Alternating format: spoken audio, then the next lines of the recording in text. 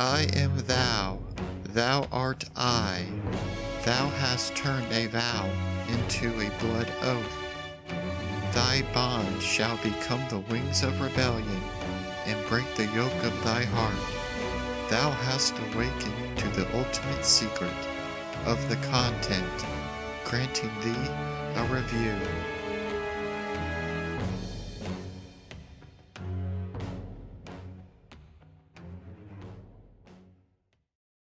Okay.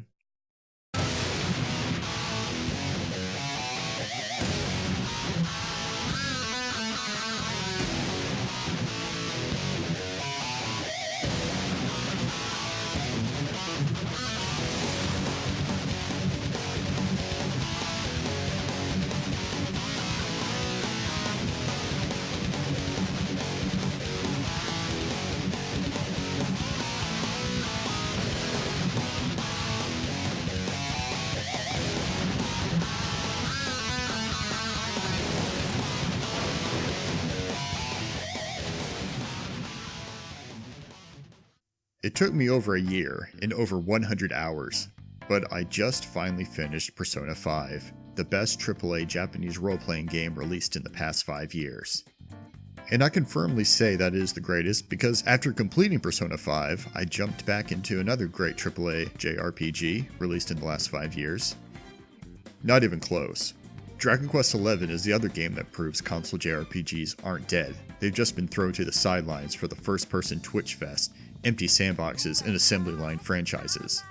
I'm not saying anything is wrong with those types of games, but RPGs have turned from niche PC exclusives to the most dominant genre in gaming right now.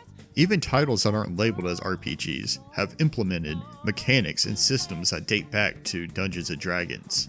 All the while, the Land of the Rising Suns brand of role-playing has been delegated to the handheld market since the beginning of the 7th generation of consoles, but that's a topic for another day. For now, I want to talk about Persona 5. This review is about the original release, the PS3 version to be precise. As of the typing of this review, Persona 5 Royal has only been released in Japan, with footage already spreading across the interwebs. And maybe with a little luck, this renewed interest will nudge YouTube's algorithm towards this video. Will I play it when it's launched stateside? No, I don't own a PS4, and at this last stage of its life cycle, I don't really see the point.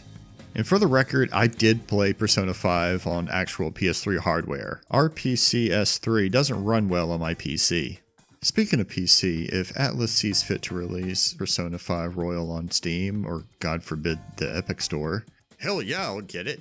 Heck, I might even pre-order and play day one. Anyway, I've been with Persona since the beginning. Well, since the beginning where the series was relevant with the release of Persona 4, I have dabbed with Persona 1 on PSP, but I think even hardcore fans of those early titles will agree the series really came into its own with the third. And like with Persona 3 and 4, I found it really jarring to jump back into more traditional JRPG fare after Persona 5. Being tugged between dungeon crawling and battling to Persona fusing and customizing to living the life of a high school student and forming relationships. Each of these gameplay elements are interwoven, creating such a unique experience that I just can't help but be excited for whatever Atlus comes out with next. But if I had to point to the main draw of these games for me, and especially Persona 5 in particular, it's the battle system. Building off the previous entries, Atlus has created one of the best battle systems in a JRPG I have ever played. And one of the best parts happens outside of fights. On-screen enemies instead of invisible random encounters has been used since Persona 4, and a welcome growing trend with many JRPGs today.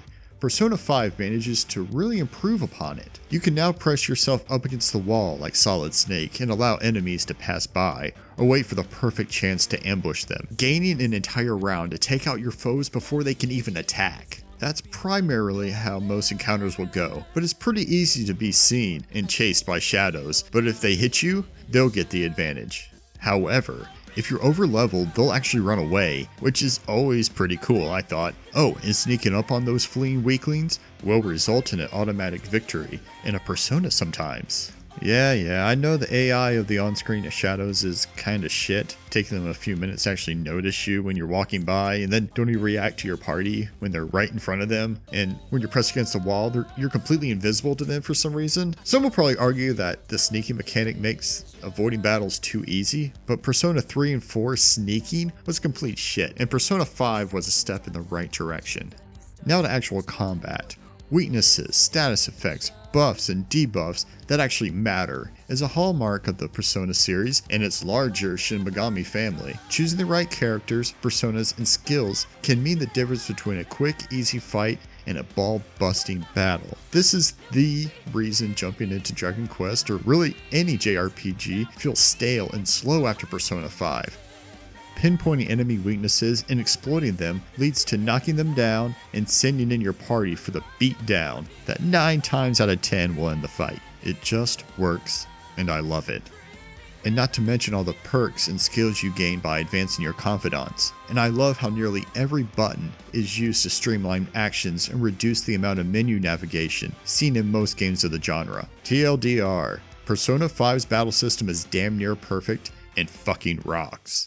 The story is where I give Persona 5 less praise. For the most part, I liked it. There are a couple of clever twists thrown in to keep you guessing, but I guess that the story was strongest during the first 2/3 before devolving into a more traditional and generic save-the-world plot.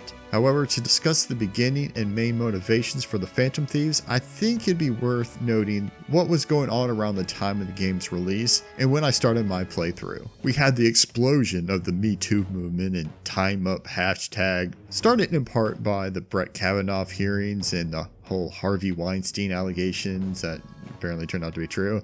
Obviously, Persona 5's story was written long before, but it's hard not to notice the parallels between our current political and social climate and the narrative of Persona 5. Regardless of how you feel about those topics, it's great to see games attempt more mature and relevant stories.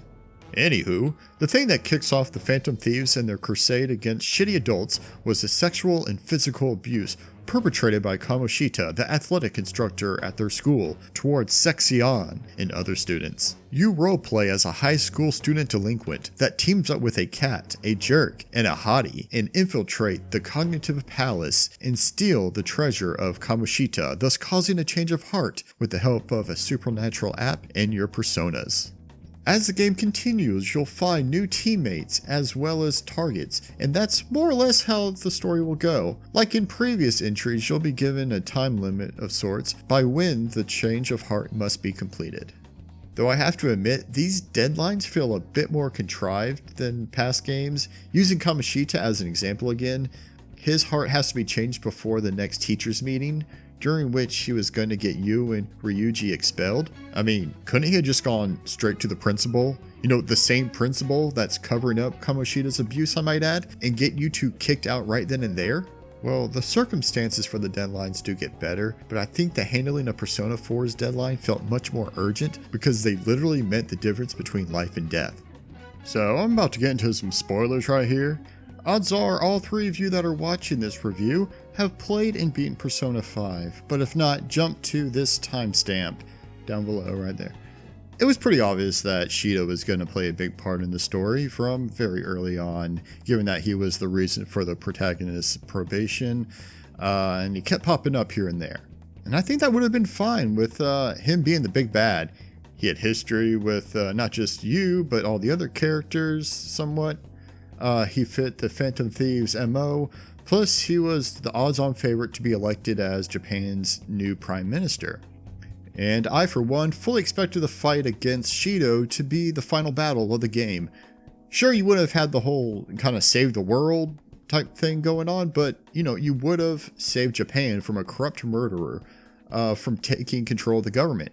But instead it turns out that the big bad is a mad god, and he feels that it has the right to control the world and its people, and if not, then the world should be destroyed. No, I get it.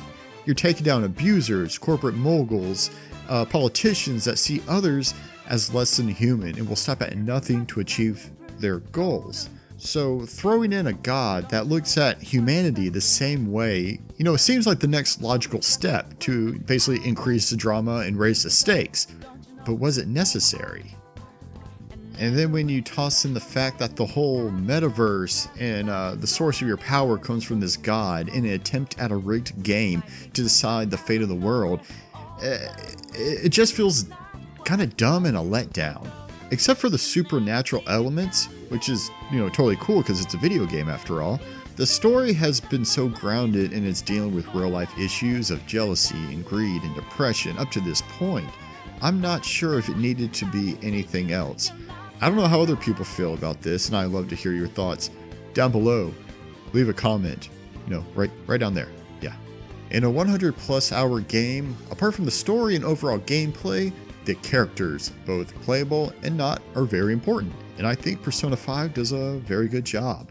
This wasn't my favorite cast of characters, but for the most part I do like my teammates. My personal favorites are Morgana and Makoto, so I'll talk about them first. Thinking back, I have to liken Mona to Vivi from Final Fantasy IX, just with a lot more spunk. The little guy is a lost soul that struggles to find his place in the world, having no memories of his past or purpose. I guess his story could kind of be seen as a metaphor for growing up and trying to figure out who you are, just in a much more literal way. And by the way, his fate after the final battle was super lame and deserves a rewrite. Next is Makoto. I really like this chick, and no, I didn't do the romance option with her. After joining the party, she takes on a leadership position on the team rather quickly, which kind of makes sense. She's the oldest, she's the class president, and really the most mature. Kind of reminds me of Mitsuru from Persona 3, just without the stick up her ass. Makoto is rational and calm, thinking up many of the gang's plans. We're always hearing that we need more female representation in games. Well, here you go. Makoto can be smart and strong while also feeling vulnerable and relatable. And much of her character development wasn't limited to her confidant storyline, unlike most of the other Phantom Thieves. She starts out investigating the Phantom Thieves' activities within their school at the request of the principal. Well, not really a request, more of a veiled threat. You see, Makoto feels pressured to excel in her studies and be accepted into a good college because of her home life. This has led her to having an unhealthy obedience to authority, a trait the school's principal takes full advantage of by threatening to write a poor recommendation letter and hurting her reputation. However, her interactions with the Phantom Thieves allows Makoto to overcome her self-doubt and stand alongside them. The rest of the group was sort of hit or miss for me. Once Futaba opens up, she's really funny. Yusuke was kind of bland. An was hot but teetered on annoying. Haru was just sort of there. And Ryuji was an ass. I'm not a huge fan of large character pools in my RPGs, but that's just kind of how the genre works. Designers like to give you many options to customize your party with, but I rather that customization comes from how you train your characters and level them up. But where I think a large party hurts a game, especially like Persona 5, is in the dialogue sequences. And Persona 5 has a ton, and they are really long. Whether it's cutscenes, meetings, or text message, every fucking member has something to say. And a lot of times individual lines seem to be thrown in just to make sure you know that person is still there, or to make sure the devs are getting their money's worth out of each voice actor. I wish I could think of an example, but once you get all the party members, I'm sure you'll notice. I guess I should mention the social links, or confidants as they're called in this game. They're fine. None really stick out, but I have to admit I didn't really finish any, which by the end made me feel a little sad. A few I actually really liked, they just weren't as memorable as, say, the dying guy from Persona 3. It was a nice feature that leveling up certain ones would actually give you passive abilities during combat, as I mentioned before, but there was more than a few times I was forced to grind social stats to continue raising confidant ranks. It kind of makes me want to start a new game plus where social links will carry over, so I don't have to max out those confidants again, and finally complete those side stories. And now for a few last minute things. The game has such a great style to it. From scene transitions to the color palette to menu animations, Persona 5 is just a great looking game, even if its graphic fidelity isn't on par with more current generation games. Even buying items has a flair to it, even though the shopkeepers have to utter the same 2 or 3 lines each time you hit the buy button. Kind of annoying, honestly. And that's it. A review over a year in the making. is complete. In closing, Persona 5 is a great game. I hope all of you that have played it loved it as much as I did. And for those that haven't tried it, give it a shot. I can honestly say it's one of the greatest JRPGs ever released, despite a few hiccups and nitpicks. I give Persona 5 a 10 out of 10 penis demons. Thanks for watching my review of Persona 5. Don't forget to like and subscribe. And don't forget, always reach out to the truth.